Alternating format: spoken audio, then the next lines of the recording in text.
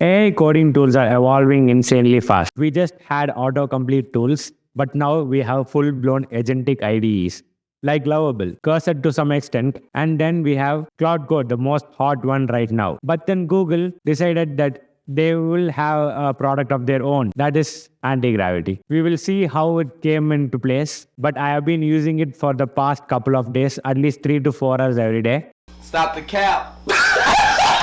Short answer, if you are using Cursor or Cloud Code, it might be not worth the switching, but it does introduce some very interesting ideas. If you are interested, welcome back to the channel. We will see my experience with Antigravity, with things which it does surprisingly well, things that are frustrating, and some serious issue people talk about Antigravity online. The first thing you notice when you use Antigravity is that it's not trying to be a normal IDE. Instead of helping you write code, it tries to act individually as a single entity on itself. When you give a task, it tries to figure out how to do it and implements it independently without needing your input here and there.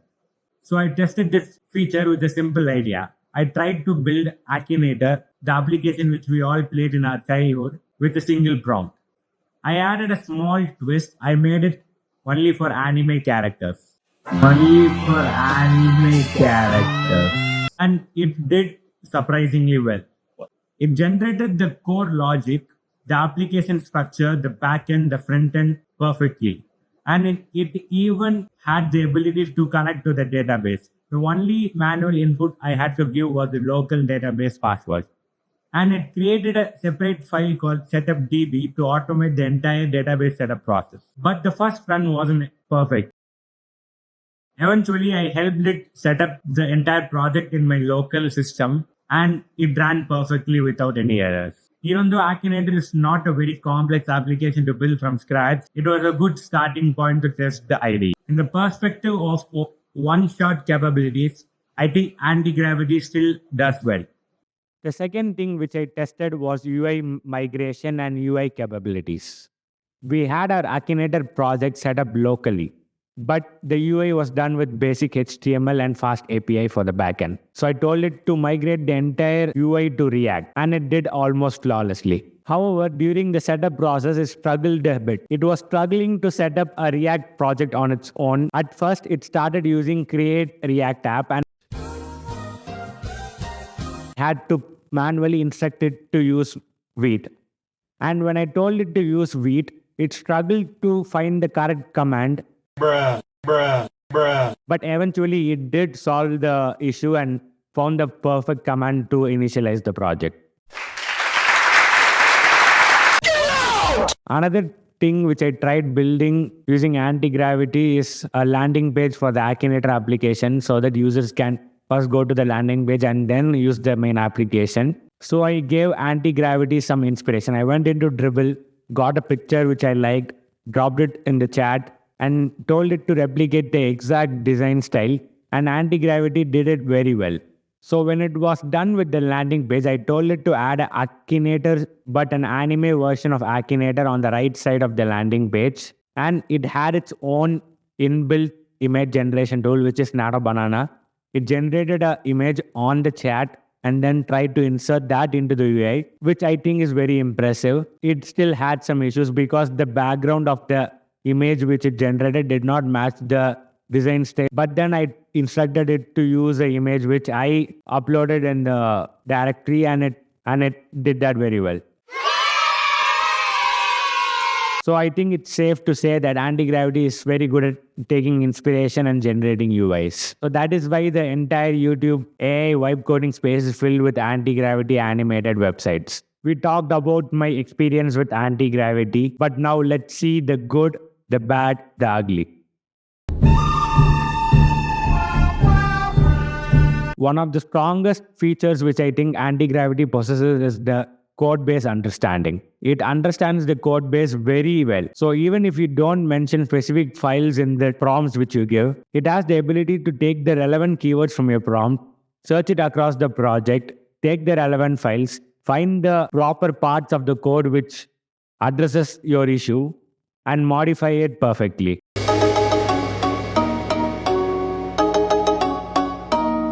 So another powerful feature which anti-gravity has is doing multitask execution with something called as artifacts. So artifacts are basically a structured outputs, like it can be a task list, an implementation plan, screenshot, progress reports, etc. Once it creates a task list of its own, it checks off one by one and verifies that each task has been done successfully or not. This can be very helpful for non-coders or non-technical people who can't actually dwell into the code and see if it actually has written the right code or not. You can also sometimes review the artifact and suggest changes before it continues.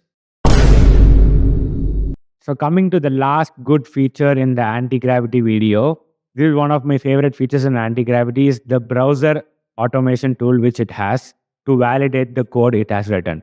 So we all know it's part of the Google ecosystem. So it opens your localhost project in Google browser, scrolls it pixel by pixel, takes screenshots of the website or the project and verifies it.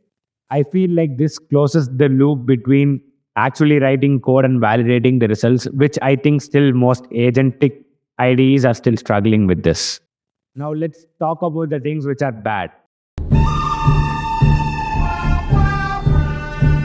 Number one, the file referencing is very messy. Compared to Cursor or Copilot, referencing files feels a very bit unnatural and very forced too. I feel like they want the agentic tool to find the file on its own, but sometimes it does get confused and references the wrong files, which we do not want. And the second thing is, I don't know whether this is a deliberate choice which is done by the Google team or not, but there is no ask mode. There is only planning or fast mode.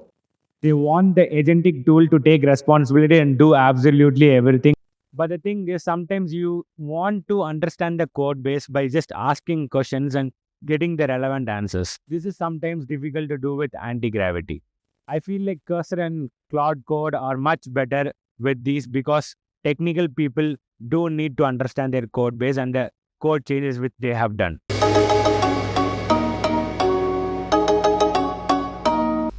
Now coming to the ugly part of the anti-gravity experience.